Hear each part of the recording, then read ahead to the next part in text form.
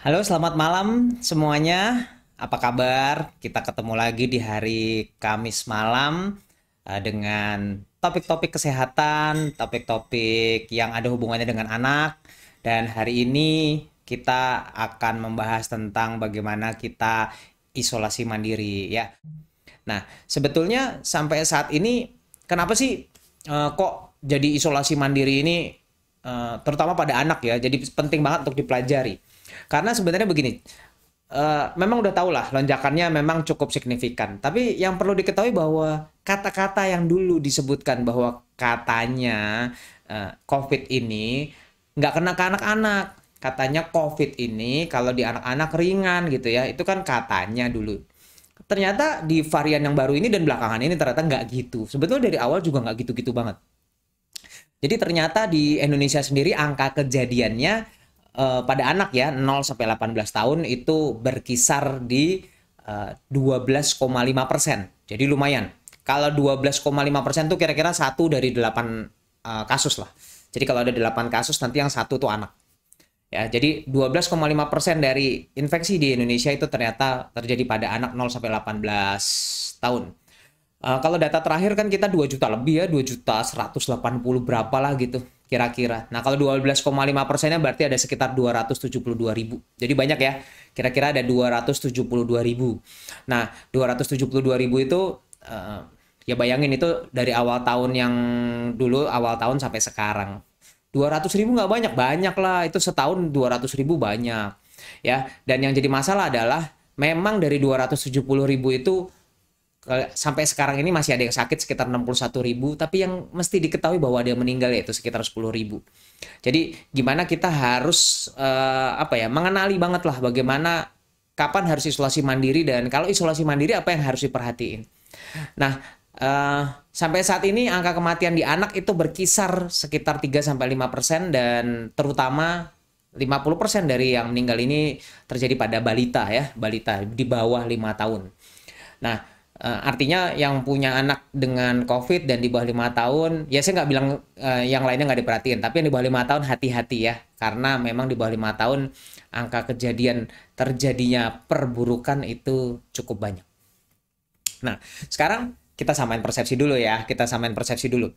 Kalau kan utamanya sebenarnya ini pertanyaannya sakit atau enggak ya? Pertanyaannya sakit atau enggak? Mungkin awal-awal ada yang bilang ada kasus suspek, ada kasus apa sih probable, ada kasus terkonfirmasi. Nah, ini sampai saat ini masih dipakai ya. Jadi ada kasus suspek, ada probable, ada terkonfirmasi. Ini nanti ada gunanya soalnya sampai di akhir-akhir nanti. Kalau suspek itu harus ada gejala klinis, harus ada gejala dulu ya, harus ada gejala klinis dan epidemiologis. Maksudnya apa ya? Oke, gejala klinisnya harus ada demam dan batuk. Jadi suspek ini ya, kita baru ngomongnya suspek, baru dicurigai lah istilahnya.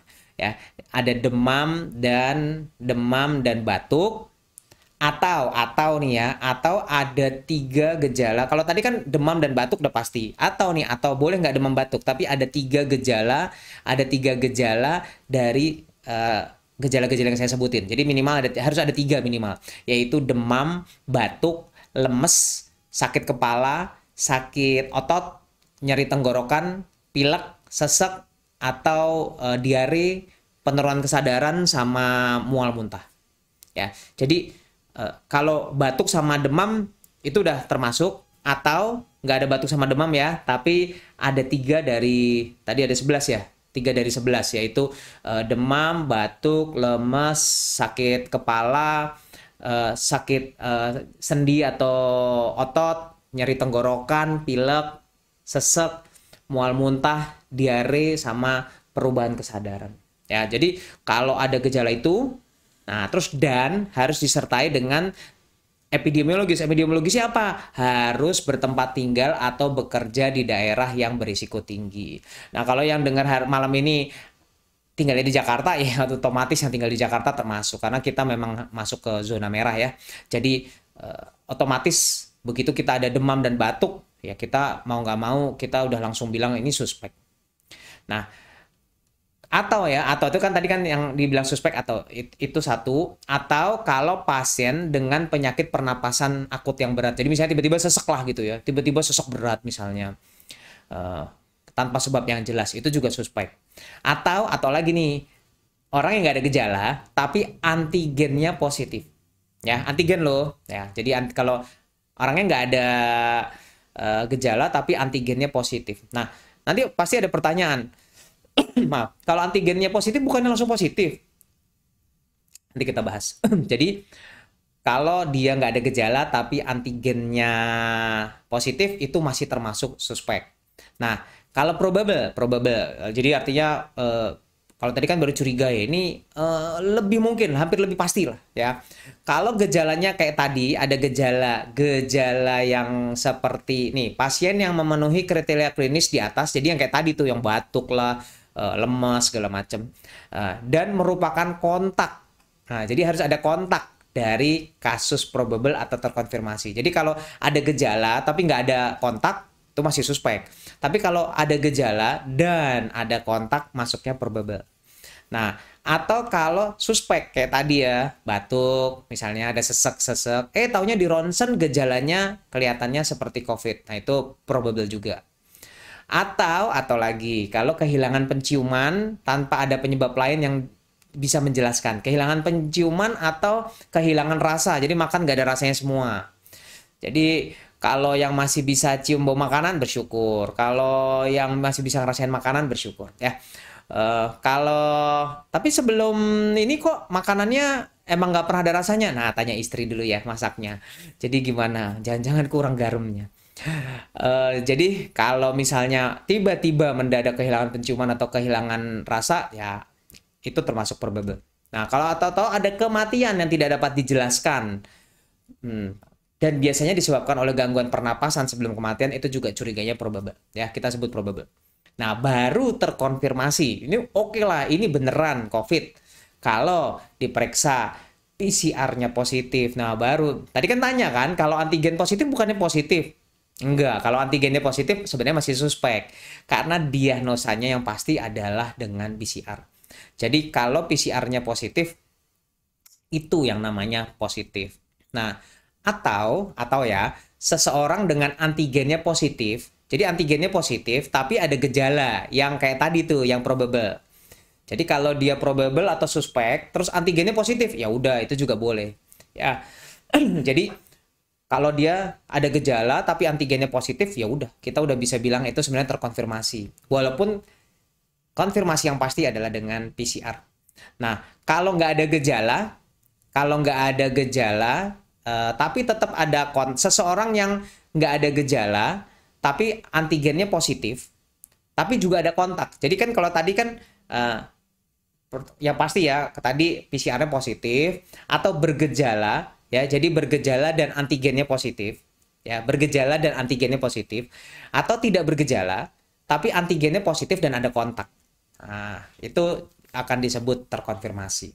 Nah, yang masalah adalah memang ada beberapa daerah yang nggak sanggup nih semuanya di PCR. Mungkin kalau Jakarta gampang kali ya dapat PCR sampai saat ini banyak banget dan harganya walaupun ya memang cukup mahal ya, cukup mahal. Tapi relatif sekarang udah lebih murah dong dibanding awal dulu.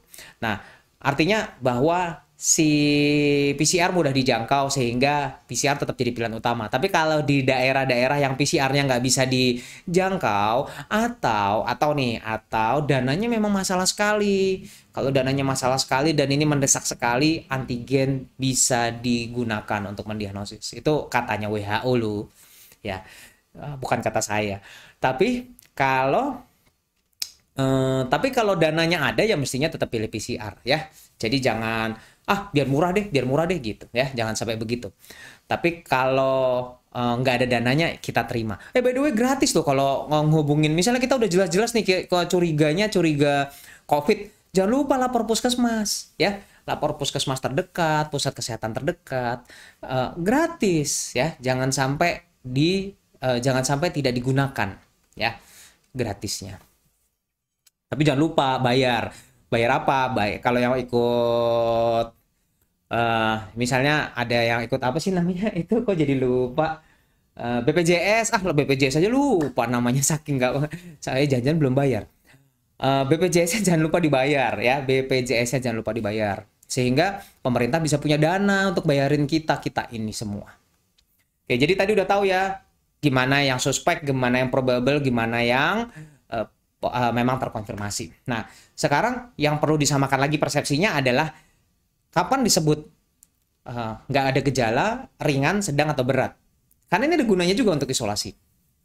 Ya, jadi nomor satu, nggak ada gejala mah gampang, emang nggak ada gejalanya itu sih gampang ya. Nggak ada gejala ya udah beres, nggak ada gejala. Kapan disebut ringan? Ringan itu kalau gejalanya ya ringan, misalnya cuma demam, lemes-lemes, tadi ya sakit sendi, sakit otot, batuk, nyeri tenggorokan, pilek, bersin-bersin misalnya. Atau gejala pencernaan yang ringan, misalnya mual, muntah, tapi nggak sampai dehidrasi ya, nyeri perut, diare, dan gejala-gejala yang nggak ada hubungannya, yang kesannya nggak ada hubungan sama COVID misalnya, karena kita banyak nemuin yang cuma demam dan ruam-ruam merah-merah misalnya. Nah itu kan bukan suatu hal yang berbahaya, jadi kita anggap itu suatu yang kita sebut dengan ringan ya. Nah sekarang kalau yang sedang gimana yang sedang? Yang sedang itu yang ada gejala pneumonianya. Kalau pneumonia apa? Gejala pneumonia adalah adanya demam, batuk, dan napas cepat. Nah itu dia, intinya ada napas cepat ya. Sedangkan kalau yang berat ya tanda pneumonia itu artinya seseknya ya berat banget. Nanti saya akan tunjukin ya gimana menentukannya. Tapi pada dasarnya kalau dia sedang, dia udah mulai nih, udah ada demam, batuk, napasnya berat. Kok napasnya capek ya, cepet capek nih kalau napas. Itu namanya napas berat. Kalau yang COVID berat, pneumonia berat. Jadi artinya dia seseknya udah sampai ada napas cuping hidung namanya. Napas cuping hidung tuh gini, hidungnya kembang kempis gitu ya. Mudah-mudahan sih kelihatan. Jadi dia akan hidungnya besar kecil. Pas tarik napas jadi pas tarik napas hidungnya ikut besar. Pas buang napas kecil. Itu karena dia butuh oksigen ya. Terus kemudian ada namanya retraksi. Retraksi itu ada cekungan. Misalnya kalau sesek tuh biasanya tuh di sini ada cekungan kalau tarik napas gitu ya, sesek, atau di sela-sela iga gitu ya. Jadi sela-sela tulang rusuk itu akan kelihatan cekung. Nah, jadi kita udah tahu itu yang sedang sama berat. Nah, saya akan tunjukin gambarnya ya. Karena memang kita bisa menilai dari kapan sih dimasukkan sedang atau berat. Tadi kan yang kelihatan ya anaknya sakit berat segala macam. Nah, kita bisa lihat pada gambar ini. Nah, biasanya kita bisa lihat dari penampilannya. Anaknya biasanya kelihatan lemes, lesu gitu ya. Jadi anaknya kelihatan gitu. Istilahnya kalau kita suka bilang di kedokteran, kita suka bilang anaknya kelihatannya toksik gitu ya. Toksik kayak apa gitu ya, kayak hubungan yang toksik gitu, enggak ding. Jadi apa sih hubungan toksik? Jadi anaknya nggak akan terlihat toksik. Toksik itu artinya anaknya kelihatan lemes banget, nggak mau makan, nggak ada daya gitu ya. Nah itu awalnya. Nanti kalau dia berikutnya, biasanya dari lemes ini dia akan lama-lama tidur aja. Ya ini udah mulai namanya gangguan kesadaran. Jadi anaknya akan kesannya mulai tidur aja. Kelihatan anaknya maunya tidur. Susah dibangunin. Kalau dibangunin bisa nggak? Bisa biasanya, tapi cuma sebentar. Mungkin terus tidur lagi. Ya, cuma gitu doang.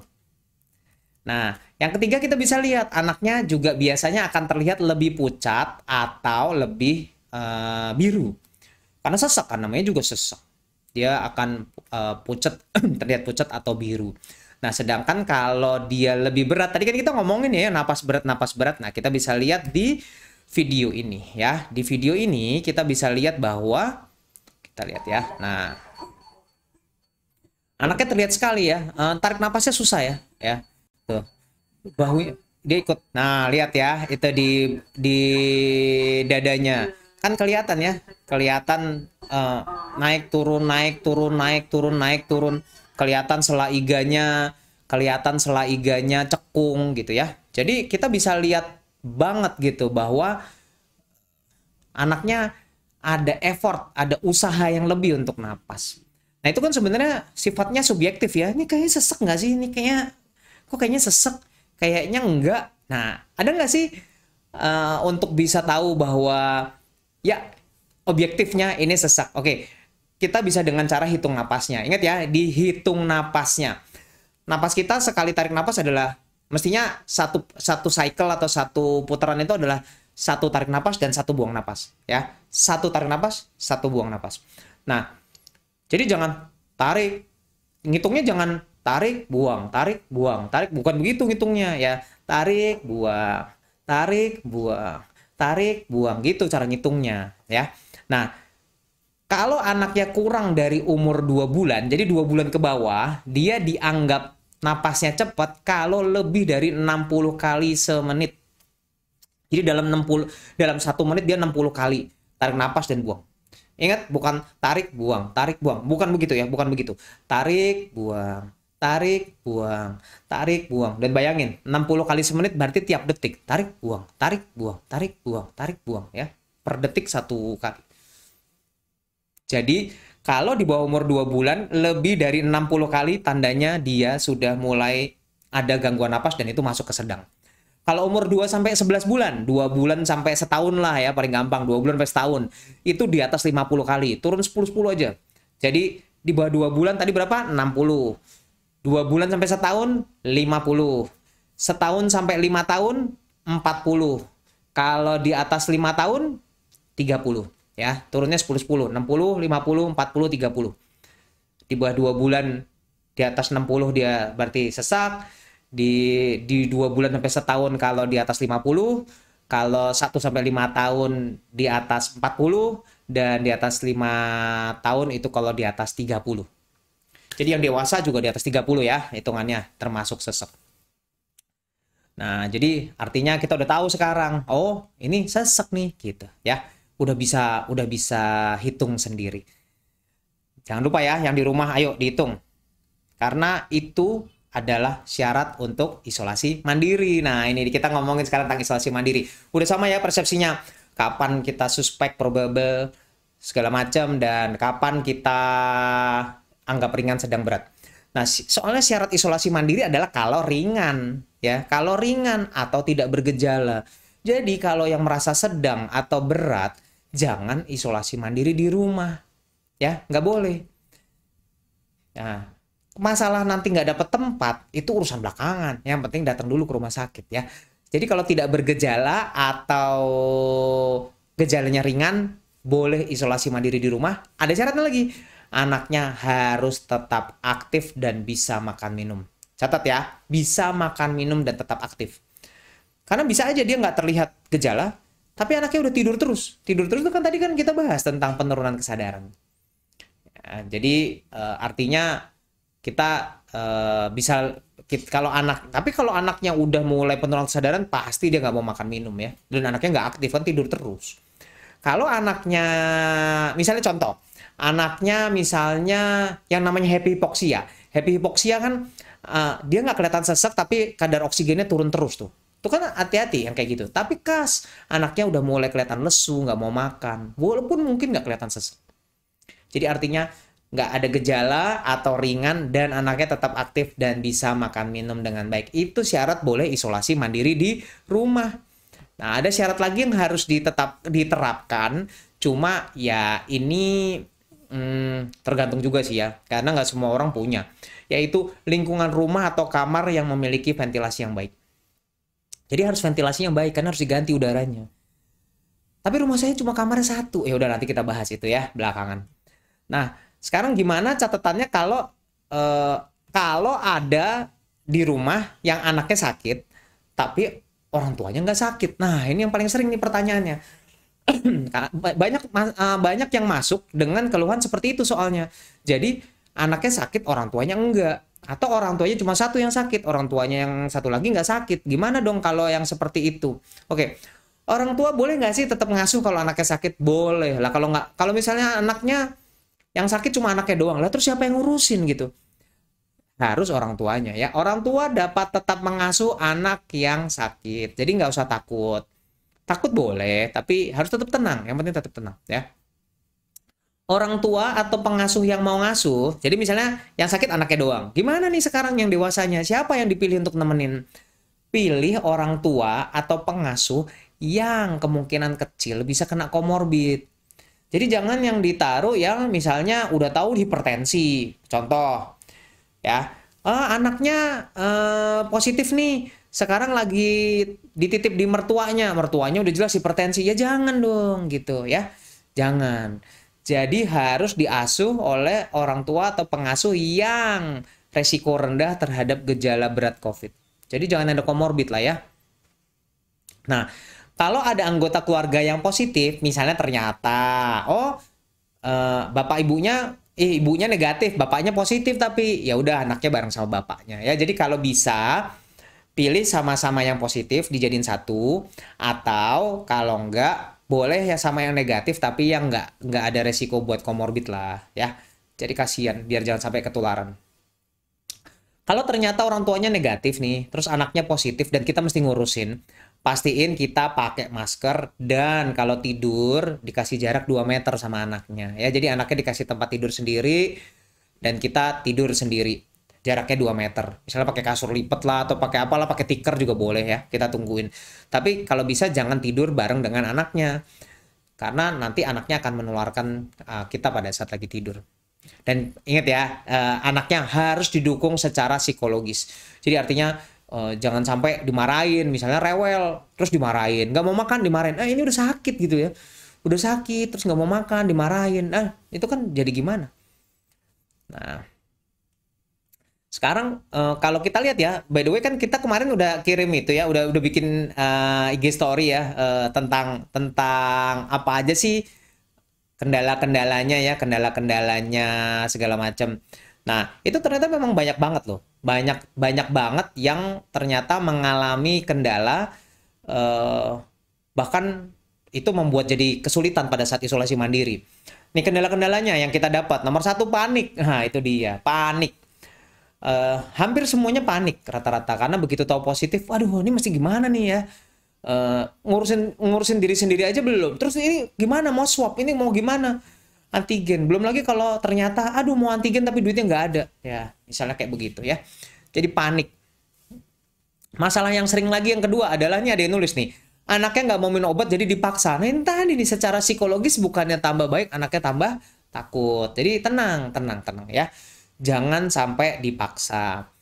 Kalau memang obatnya penting, misalnya obatnya memang sangat penting, ya saya nggak minta dipaksa sih, tapi gimana lah kita cari trik.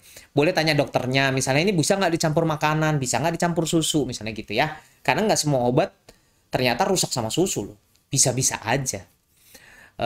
Kendalanya banyak yang susah makan ya, ada ruang gerak terbatas, tuh ruang geraknya nggak ada. Ruang geraknya terlalu sempit, kamar terlalu sempit, anaknya bosen minta keluar, nggak bisa sentuhan fisik dengan anak dan suami. Ini lucu deh, ada yang nulis nggak bisa sentuhan fisik dengan anak dan suami, lama-lama lupa lah, ini lupa sama anaknya apa lupa sama suami ya. Jadi kok lama-lama lupa, ini isolasi mandiri cuma 14 hari loh, masa lupa ya, jangan dong. Nah, buat yang misalnya istrinya isolasi mandiri, suaminya tolong di video call dong, ya suaminya video call dong, jangan happy di luar. Ya, susah disuruh pakai masker anaknya. Kebagian ini ada yang kasihan juga nih, kebagian cairan tubuh anak pas nangis atau ngeces, maksudnya kena air mata atau kena air liur. Nah ini harus hati-hati ya. Memang makanya kalau lagi tidur di jarak 2 meter itu kan sebenarnya tujuannya itu. Ada yang bilang ngeluh capek cuma berdua, iya kita ngerti masalahnya memang itu capek, semua ngeluh capek, nggak usah berdua, isolasi mandiri pun sendirian doang aja capek. Ada yang mengeluh ya ruangannya terbatas. Ini ada yang bagus nih, keterbatasan pengetahuan tentang COVID. Ayo kita dengerin, banyak loh Instagram yang tentang COVID ya. Ini hari ini kita bahas tentang COVID. Kita ada beberapa dokter, coba lihat ya, ada dokter Ning tuh yang penyakit dalam membahas tentang COVID. Itu ilmu-ilmunya cukup bagus sekali ya. Ada yang kurang tidur, bapak ibunya kurang tidur karena takut anaknya nanti kenapa-napa. Nah ini juga nggak baik nih, karena ini suatu apa ya, jadi orang tuanya akan menyakiti diri sendiri karena dia jadi kurang tidur ya. Harus lebih rileks, karena kan gini, yang penting kita tahu kapan ini harus hati-hati, itu yang paling penting. Jadi nggak usah kita stres, Stres boleh, tapi nggak usah terlalu stres dan coba lebih tenang ya. Coba lebih tenang dan kita bisa lihat sebetulnya kan nggak semuanya akan memburuk ya. Jadi hanya sebagian. Yang penting orang tuanya tahu kapan harus dibawa ke rumah sakit. Jadi nggak usah sepanjang hari kita stres. Kapan harus dibawa ke rumah sakit segera? Tadi ya kalau gejalanya sedang atau berat ya, anaknya banyak tidur, napasnya cepet, ada cekungan di dada, tadi hidungnya kembang kempis kalau tarik napas. Saturasi oksigen nih, saturasi oksigen kalau yang punya alat saturasi yaitu di bawah 95. Kalau di bawah 95 bawa aja. Walaupun dianggap berbahaya kalau sudah di bawah 93. Ya, tapi di bawah 95 bawa aja biar kita yang ngecek nanti. Nah, ada mata merah, ruam dan leher bengkak tuh coba ya. Jadi matanya merah, matanya bagian putihnya merah. Terus kemudian ada ruam-ruam dan lehernya terlihat bengkak. Itu juga hati-hati loh. Terus kemudian demam lebih dari 7 hari, ya demamnya lama banget, takutnya ada infeksi lain.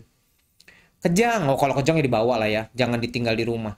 Tidak bisa makan dan minum tuh ya, kalau nggak bisa makan minum tetap dibawa. Nggak usah dimarah-marahin. Dimarahin juga percuma, emang lagi nggak enak badan. Mata cekung, artinya dehidrasi. Buang air kecil berkurang, itu juga dehidrasi. Hati-hati ya, bawa. Dan terjadi penurunan kesadaran. Sorry ya. Jadi itu kapan harus dibawa? Kalau soal tadi sesek tadi udah inget ya, napas cepet ingat. Tadi yang 60, 50, 40, 30. Nah, sekarang kalau isolasi mandiri deh. Kalau isolasi mandiri, apa sih yang harus dibawa? Nah, yang harus dibawa, kita lihat daftarnya ya, jawabannya ya, jawaban dari Instagram Story. Yang harus disiapin, ada yang bilang nggak ada. Ih, keren juga nih ya, nggak bawa apa-apa. Yang disiapin tidak ada. Terus ngapain ya? Di kamar. Terus sih mungkin kamarnya udah kayak supermarket mungkin. Jadi nggak bawa apa-apa. Semuanya ada. Kalau saya sih udah pasti bawa banyak banget. Orang kamarnya nggak ada apa-apa. Jadi ada yang bilang tidak ada. Bawa paracetamol kayak obat demam. Ada yang bawa oximeter ya, oximeter, oximeter. Ada yang multivitamin tuh bagus juga tuh. Ada yang bawa masker, betul bawa masker karena kalau nggak bawa masker kan gimana mau ininya dia nanti di dalam ya, takutnya saling menularkan. Ada yang bilang di Wisma Atlet saya cuma dikasih vitamin C. Ya, nanti kita bahas apa sih yang dibutuhin sebetulnya kalau lagi isolasi mandiri. Makanan, iyalah bawa makanan ya. Jangan lupa bawa makanan, kalau nggak nanti bingung makanannya gimana. Buah-buahan boleh. Probiotik, tergantung. Probiotik mungkin ini anaknya diare kali ya, makanya dikasih probiotik. Jangan lupaannya apa? Yang disiapin uang. Iya bener juga ya, jangan lupa bawa uang. Kalau ternyata isolasi mandirinya di hotel, terus nggak bawa uang, bingung nanti bayarnya. Kan bisa cashless, bisa. Tapi ya uang tetap harus bawa. Tempat nyaman, ya keren nih ya, harus nyaman tempatnya. Minyak kayu putih, oke minyak kayu putih boleh-boleh aja untuk ngangetin. Tapi jangan sampai kayak waktu itu, semua orang berbondong-bondong beli minyak kayu putih, ada yang sampai diminum. Katanya bisa mencegah COVID, ya itu sih mungkin bisa mencegah COVID ya karena udah nggak bangun lagi keracunan minyak kayu putih. Jadi nggak akan kena COVID orang udah keracunan duluan sama minyak kayu putihnya. Saya nggak tahu sih, saya nggak pernah minum minyak kayu putih. Tapi minyak kayu putih harusnya tidak untuk diminum ya.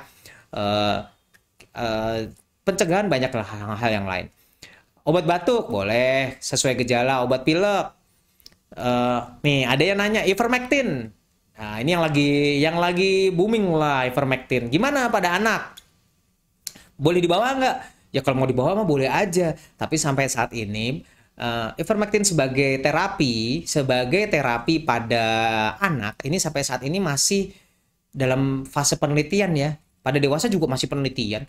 Jadi sabar dulu, sabar ya. Mungkin betul, tapi jangan sampai kayak dulu. Dulu kan juga bukannya ada obat malaria dibilang untuk obat COVID dan sekarang ternyata nggak bisa kan, nggak dipakai juga. Hati-hati ya. Terus ada yang bilang antivirus. Antivirus yang mana? Ada antivirus yang spesifik, ada antivirus yang nggak spesifik ya. Isi echinacea misalnya kayak gitu tuh yang nggak spesifik. Ada yang bilang kayak oksigen, betul. Bawa oksigen, air purifier, masker. Nah, sekarang sebetulnya apa sih yang harus dibawa? Yang beneran harus dibawa nih ya. Yang beneran harus dibawa adalah nomor satu adalah, ini dia nih, termometer. Ya, yang harus dibawa adalah termometer. Kenapa termometer dibawa? Karena kita harus ukur suhunya sehari 2 kali ya. Jadi kita harus ukur suhunya. Kalau biar kita tahu dia lagi demam atau enggak, kira-kira demamnya udah berapa lama ya. Jadi jangan lupa bawa termometer. Termometernya kayak apa? Boleh nggak yang kayak begini, yang ditembak ke dahi? Ya, actually sebenarnya sampai saat ini yang di dahi ini sebenarnya udah ada panduannya juga. Tapi biasanya cukup tinggi ya, karena kalau kita coba aja sekali-sekali kalau kurang kerjaan ya, kalau kurang kerjaan kayak saya sih pernah kurang kerjaan. Saya berdiri di depan AC gitu ya, berdiri di depan AC mobil gitu ya, terus taruh di jidat terus saya tembak begitu, coba. Kurang kerjaan kan? Ya. eh, dan ternyata hasilnya beda bener tuh sama kalau di ketiak ya. Jadi saya sendiri suka pakai, tapi cuma kalau mendesak aja. Misalnya anaknya lagi tidur, saya takut lagi bangunin, saya pakai yang seperti ini. Tapi pada dasarnya untuk nentuin yang bener, saya akan tetap yang pakai ketiak. Tapi bener ada yang pernah nanya, dok, boleh nggak? Kan yang paling bagus di ketiak. Boleh nggak sih ini kalau ini ditembaknya di ketiak? Nah, itu baru pertanyaan yang keren tuh. Saya juga bingung jawabnya. Tapi yang pasti ini nggak dipakai buat nembak di ketiak. Ya, jadi enggak. Itu sama aja sebenarnya kayak nembak-nembak yang eh, apa? Yang di mall-mall gitu ya, nembaknya di tangan gitu. Karena harusnya nembak suhu itu adalah nembak di suhu yang memang ideal untuk ditembak gitu. Jadi memang aliran darahnya bisa mencerminkan di badan. Nah, di tangan kita ini enggak gitu. Dahi iya, ketiak iya, tapi ketiak ya di sini, ketiak dijepit.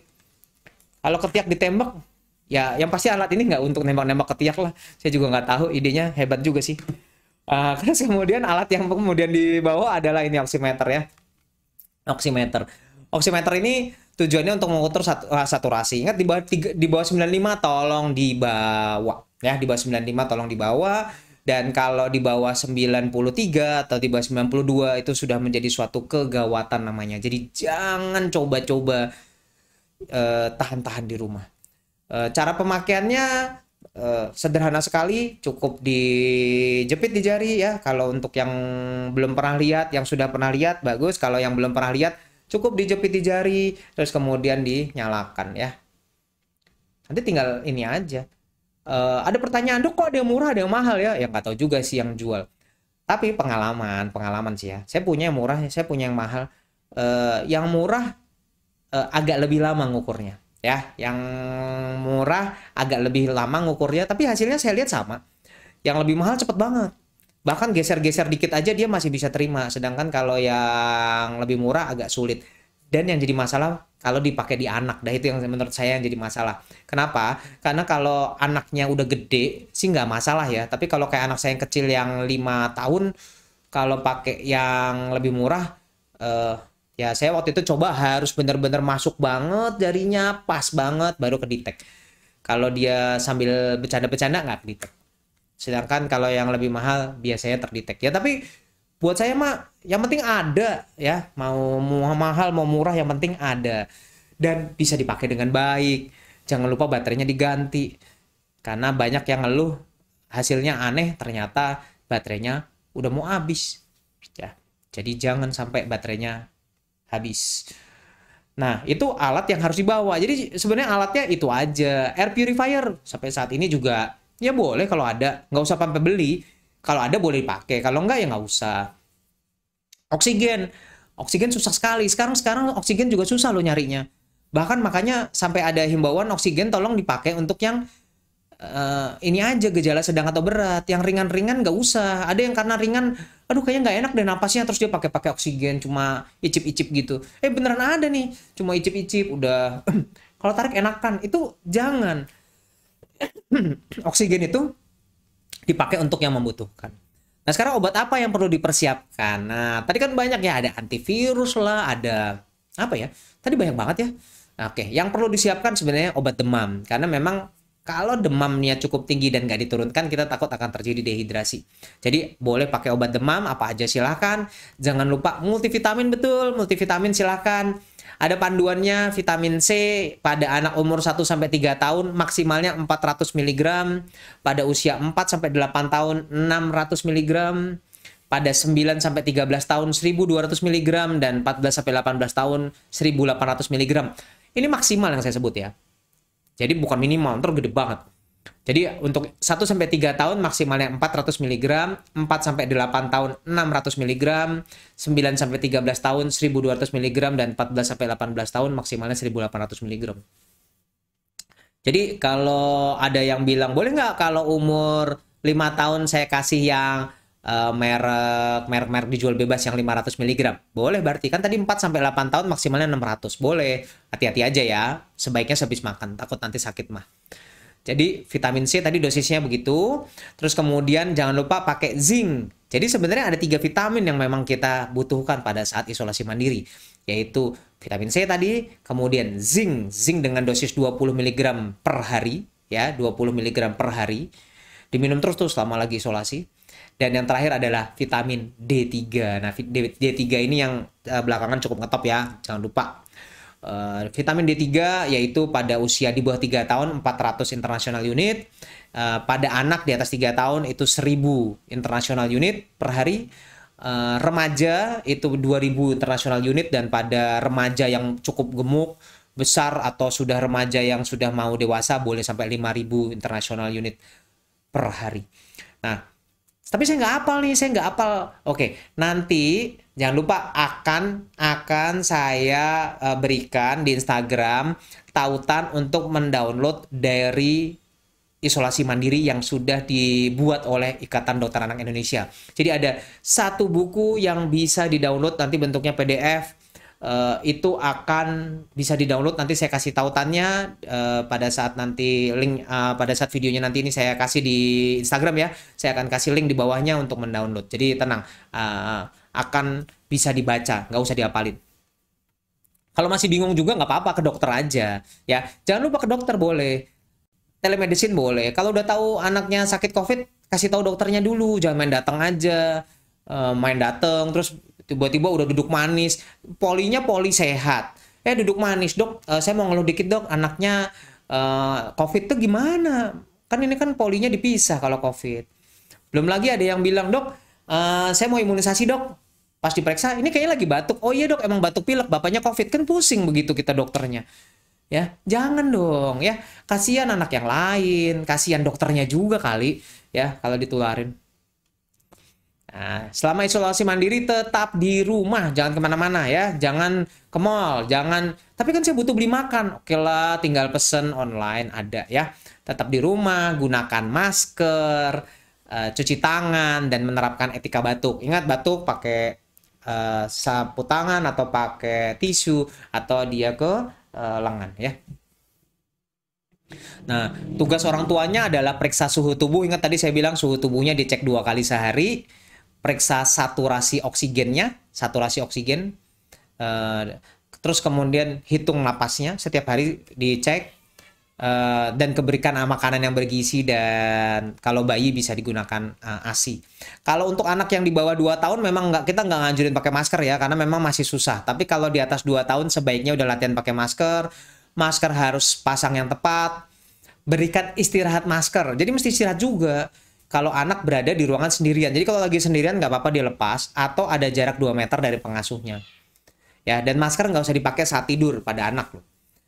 Nah, pengasuh yang berada di dalam ruangan yang sama harus menggunakan masker atau pelindung mata bila memungkinkan. Ya, itu dia. Itu cara-cara isolasi mandiri. Nah, sekarang pertanyaannya ya, kita coba lihat nih. Pertanyaannya udah bertubi-tubi banget. Mudah-mudahan kita bisa jawab semua. Nomor 1, bagaimana mengatasi susah makan? Nah, itu pertanyaan cukup berat. Kenapa? Anak saya nggak usah kena COVID juga udah susah makan. Jadi, apalagi kalau lagi sakit. Tapi nomor 1 adalah bagaimana mengatasi susah makan? Ya, kita coba cari makanan yang dia suka aja. Untuk sementara kan tuh cuma selama isolasi mandiri. Cari yang dia suka dan cari yang lebih berasa. Karena pada dasarnya pada saat kena COVID ini rata-rata anak juga ngalamin rasanya hilang. Jadi dia akan dengan rasa yang lebih manis atau lebih asin, dia akan bisa lebih rasa. Jadi bisa membantu lah ya. Masih susah juga? Oke, sedikit tapi sering. Boleh nggak kalau susu untuk gantiin? Sementara boleh. Ya, bisa digantikan susu kalori tinggi. Tapi ya ini kan sementara, bukan buat seterusnya. Jangan jadi pembenaran untuk anak yang nggak mau makan padahal nggak kena COVID ya. Anak nggak mau makan dikasih susu, itu saya nggak setuju tuh. Ya. Bagaimana mengatasi susah pakai masker? Oke, nggak semua anak gampang pakai masker. Tapi bagaimana mengatasinya? Nomor 1 mengatasinya adalah dengan mengajarkan anak pakai masker sebelum terkena COVID. Jadi sekarang yang masih pada belum kena COVID, anaknya diajarin pakai masker yang baik. Bagaimana anak bisa pakai masker yang baik? Dengan diberi contoh yang baik oleh orang tuanya, ya. Jadi ayo pakai masker. Bagaimana mengatasi bosan? Bawa mainan yang banyak lah, apa aja. Intinya Tuhan sudah berikan kita di otak kita yang namanya kreativitas. Jadi segala cara lah, mau baca buku, mau main, mau apa silahkan. Oke, pertanyaan yang berikutnya. Dok, anak 2 bulan memang boleh disuap? Boleh, baru lahir juga boleh. Ya, jadi swab boleh dilakukan pada anak usia berapapun. Cuma kalau yang bayi-bayi baru lahir atau 2 bulan, kebanyakan karena hidungnya susah ya, masih kecil banget, yang dimasukin cuma tenggorokannya aja, nggak semua. Oke. Terus, berapa normal laju napas anak? Tadi udah dibahas ya. Vitaminnya apa? Sudah dibahas. Tadi apa? C, D, sama zinc ya. Semua yang lagi isolasi mandiri, C, D, dan zinc. Jangan lupa. Anak umur 1 tahun masih menyusui sama saya, dan saya lagi mengandung. Yang jadi masalah anak umur 1 tahunnya positif. Nah, ini PR banget nih. Ibunya nggak negatif, lagi hamil dan punya anak umur 1 tahun positif, masih nyusu sama mamanya. Ternyata nggak segampang yang di ini ya, nggak segampang yang diperkirakan ya. Teori sih boleh aja ada, tapi ternyata prakteknya banyak yang PR.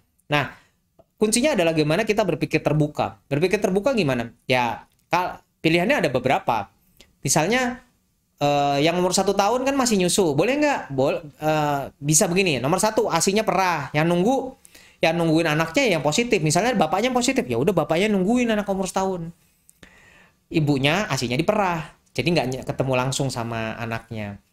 Atau kalau terpaksa yang tadi, boleh tetap nemenin tapi pakai masker. Kalau tidur dikasih jarak 2 meter ya, kayak gitu. Dok, kapan diputuskan anak swab? Oke. Kapan putuskan swab, kapan putuskan antigen? Sebetulnya teorinya kalau kita sudah bergejala, gitu ya. Jadi ini kita habis kontak gitu, habis ketemu orang positif, terus habis itu kita bergejala, itu mau harusnya kita langsung PCR ya, langsung swab PCR. Kalau nggak bergejala, nah boleh antigen, boleh PCR, gitu. Tapi nggak punya duit buat PCR, ya udahlah terpaksa antigen. Kalau itu lain ya, namanya terpaksa. Jadi kapan diputuskan anak swab? Begitu ada kontak dan dia bergejala harus swab PCR. Sedangkan kalau dia nggak bergejala, boleh antigen, boleh PCR. Walaupun kita kalau memang kontaknya jelas, kita bilang lebih baik ke PCR. Bagaimana tahu anak kena COVID? Ya diperiksa PCR-nya ya, diperiksa. Dok, saya udah vaksin COVID. Apakah tetap harus pakai masker pas nungguin anak? Pastilah ya, harus tetap pakai masker. Semua yang sudah vaksin, yang merasa sudah vaksin, kalau mau keluar tetap pakai masker. Mau kemana aja pakai masker ya. Dok, saya udah ke UGD, anak saya dalam kondisi yang kurang baik. Terus ditolak. Aduh, ini PR banget nih. Tapi memang ya kenyataannya rumah sakit lagi pada penuh nih ya. Jadi maaf aja. Kadang-kadang orang tuanya merasa ini sakit berat, pas dinilai ternyata nggak sakit berat. Jadi mungkin dipulangkan. Tapi kalau betul gejalanya sedang atau berat, saya jamin nggak ada yang akan menolak. Karena itu adalah suatu kewajiban untuk memberikan pertolongan pertama. Kalau anaknya sedang atau berat. Kalau ringan memang pasti akan disuruh pulang. Boleh ASI nggak? Boleh. Bayi 1 bulan bagaimana isomannya? Sama. Ya, sama aja. Tetap ASI boleh. Kalau nyusuin misalnya ibunya negatif ya tadi pakai masker. Ya.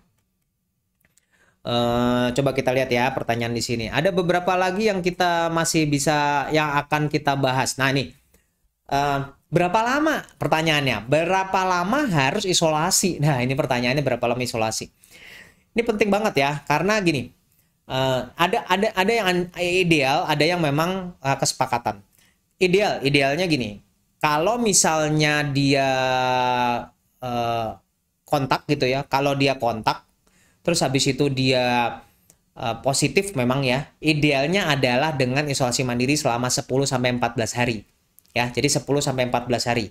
Rata-rata gejala akan hilang dalam 14 hari dan biasanya setelah 10 hari biasanya juga sudah negatif. Jadi memang kita anjurannya isolasi mandiri selama 10-14 hari dan sebaiknya dilakukan swab ulang pada hari ke-10 sampai ke-14 setelah gejala pertama muncul atau setelah swab pertama ya. Jadi diulang. Kalau nggak ada dananya, gimana kalau nggak ada dananya buat ulang? Udah hubungin puskesmas kok nggak datang-datang. Misalnya loh, saya nggak bilang puskesmasnya jelek. Ya mungkin puskesmasnya lagi sibuk banget. Nah, gimana caranya? Bisa dengan isolasi selama 10 hari, terus kemudian jadi kan minimalnya 10 hari tadi, 10 sampai 14. Nah, jadi isolasi 10 hari sampai gejalanya hilang, dan ditambah 3 hari setelah gejala hilang. Ya jadi balik-balik yang 14 lah kira-kira ya. Jadi bisa disarankan isolasi sampai 3 hari sesudah gejalanya hilang. Dan itu karena gejala kebanyakan hilang sampai di hari ke-10, ya berarti total-total 14 juga lah. 10 sampai 14.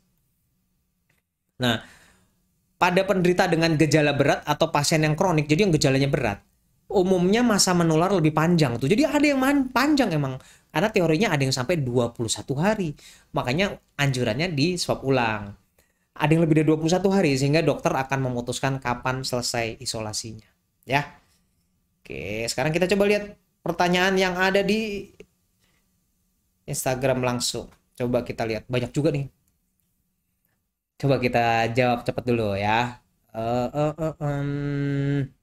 Nah, sekarang gimana? Ini pertanyaannya. Gimana kalau bayi baru lahir?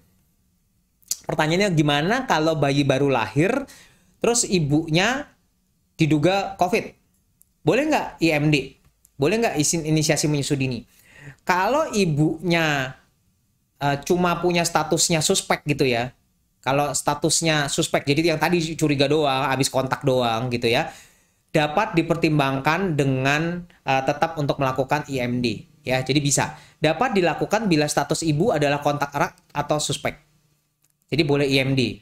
Atau kalau terkonfirmasi, jadi beneran ternyata udah terkonfirm dia positif, tapi ibunya gejalanya ringan atau asimptomatik, itu tetap boleh inisiasi menyusui dini. Tapi harus kasih tahu orang tuanya juga, harus kasih tahu orang tuanya juga, ada untung ruginya, bisa kenularin segala macam. Kalau gejalanya sedang berat, sebaiknya nggak inisiasi menyusui dini. Nah, ibu dapat menggunakan APD ya. Jadi kalau lagi inisiasi menyusui dini atau lagi menyusui, pakai APD, yaitu minimalnya masker. Pastikan cuci tangan sebelum menyentuh menyusui bayi serta melakukan etika batuk yang baik. Ya, jadi boleh tetap disusuin dan inisiasi menyusui dini ya. Ini kan pertanyaannya ada nih. Kalau positif corona masih bisa nyusui langsung nggak? Bisa sebetulnya. Tapi kalau gejalanya sedang berat, sebaiknya diperah aja. Kalau ringan, kalau anaknya bisa dengan ASI perah, nggak apa-apa, lebih aman. Tapi kalau memang pengen langsung, boleh. Tapi ya tadi ya, harus dipenuhi semuanya. Nah, bayi sehat dan ibu suspek COVID dapat dirawat gabung dan menyusu langsung tuh. Bayi sehat, kalau bayinya sehat nih ya, jadi lahir, bayinya bagus nih. Kalau bayinya sehat, dari ibu yang suspek aja, itu bisa dirawat gabung dan menyusul langsung, tapi ingat protokol pencegahannya ya. Kalau ibu yang terkonfirmasi COVID, jadi ibunya COVID, ini di perawatan nih maksudnya ya, bukan di rumah sakit maksudnya. Kalau ibunya terkonfirmasi COVID, sebaiknya bayinya dipisah di ruang isolasi. Nanti nyusuin masih boleh langsung kalau gejalanya ringan atau nggak bergejala. Tapi pas nungguinnya dipisah. Jadi jangan kesel ya sama rumah sakit kalau ternyata ibunya positif terus bayinya kok dirawat di isolasi gitu ya. Nah, karena si bayi harus dicegah menularkan sama bayi lain. Kalau ibu tidak memungkinkan merawat bayinya, maka bayinya boleh dititip kepada keluarga lain yang lebih kompeten dan tidak terinfeksi. Termasuk dalam pemberian ASI perah. Dan kalaupun harus memberikan ASI perah, pastikan tadi ya botolnya bersih, prosedurnya harus baik. Kapan harus antigen, kapan harus PCR? Tadi udah. Antigen negatif, PCR positif. Nah, ini tetap yang benar PCR dong. Karena begini, PCR bisa mendeteksi lebih baik daripada antigen. Nah, intinya begitu deh. PCR bisa mendeteksi lebih baik, bahkan dengan kadar virus yang lebih sedikit. Makanya PCR bisa mendeteksi di hari ketiga udah bisa. Sedangkan antigen rata-rata di hari ketiga sampai kelima baru bisa mendeteksi. Jadi kalau lihat begitu, antigennya negatif, PCR-nya positif. Ya positif dong. Kalau antigennya positif, PCR-nya negatif. Nah, itu baru aneh. Karena teorinya kalau antigennya positif, PCR-nya harus positif. Entah yang ngaco antigennya, atau yang ngaco PCR-nya. Ada kontak, bergejala, dan antigen positif. Jadi kalau ada kontak, bergejala, dan antigen positif terkonfirmasi. Iya tadi ya. Jadi harus itu dikatakan konfirmasi. Kalau ada kontak, tapi nggak gejala, antigen negatif, ya udah nggak apa-apa. Nah, sekarang gini, ini pertanyaannya bagus nih. Kalau ada kontak, tapi nggak ada gejala, dan antigennya negatif. Gimana? Perlu isoman nggak? Teorinya perlu isoman 5 hari. Nah, jadi kalau kita ketemu orang yang positif, terus kita, aduh, dia positif nih, kita antigen deh, antigen.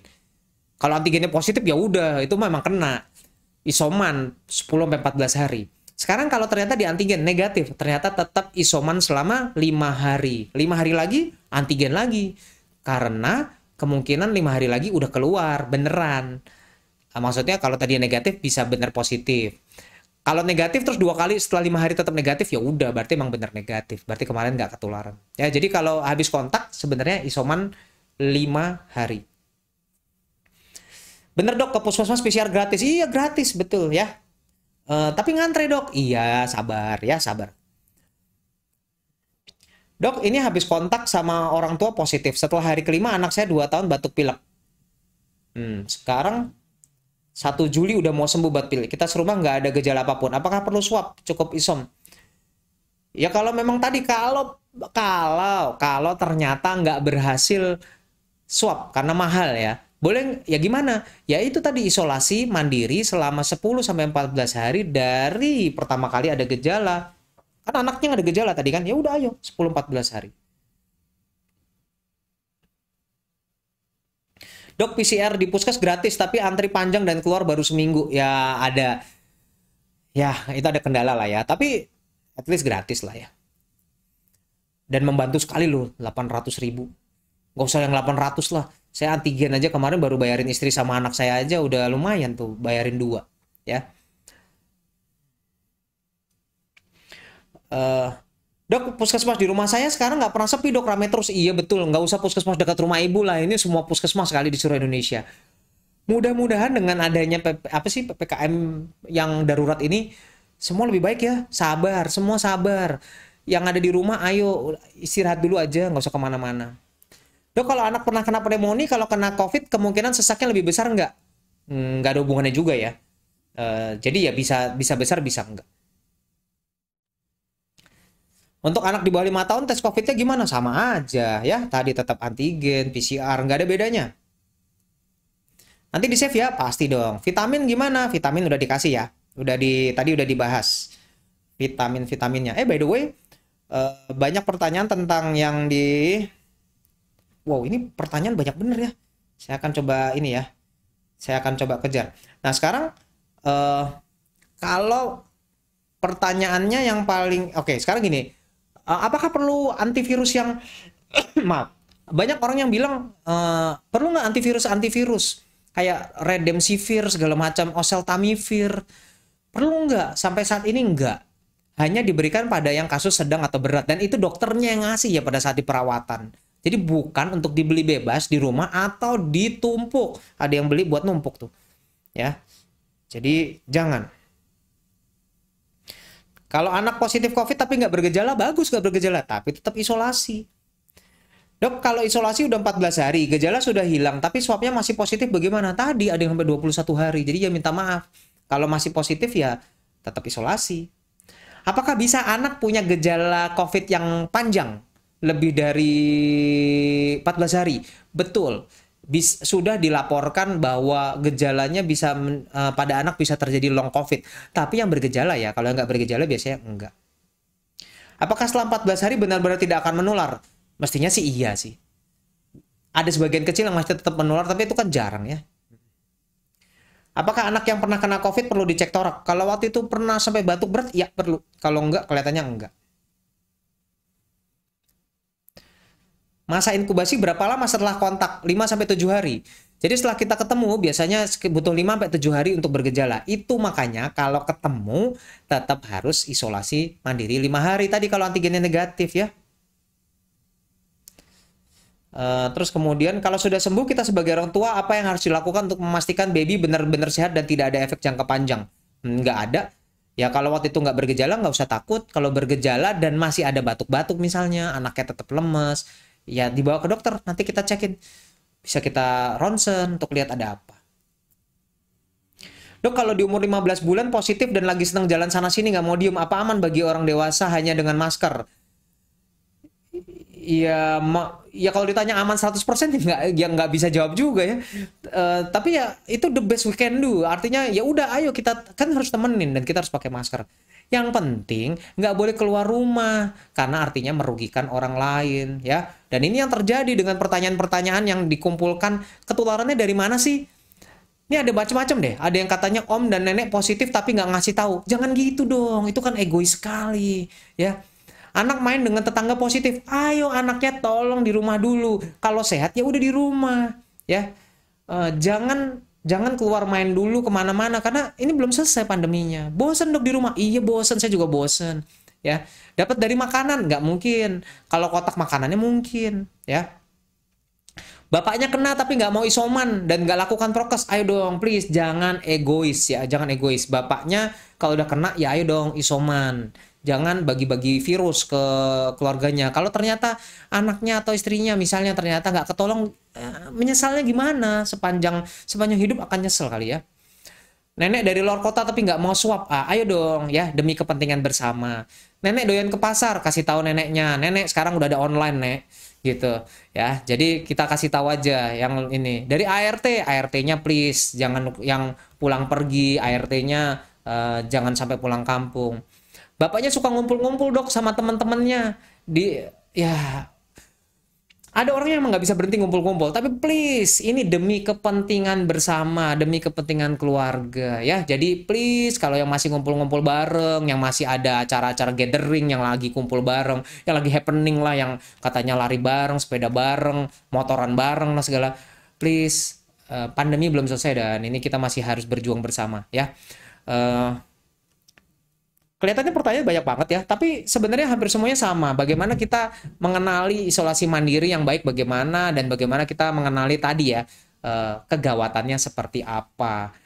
Minta maaf kalau nggak semuanya bisa terjawab, tapi kalau mudah-mudahan kalau ada yang mau bertanya silakan DM ke saya. Tapi sesuai dengan aturan pemerintah, dokter tidak boleh lagi memberikan resep atau memberikan obat melalui WhatsApp. Jadi minta maaf banget yang sudah kontak ke saya atau kontak ke dokter lain. Kok dokternya nggak mau ngasih obat ya?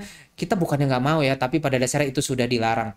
Silahkan datang ke dokter terdekat atau gunakan telemedicine untuk menghubungi dokter terdekat sehingga kita bisa resepin apa yang dibutuhkan.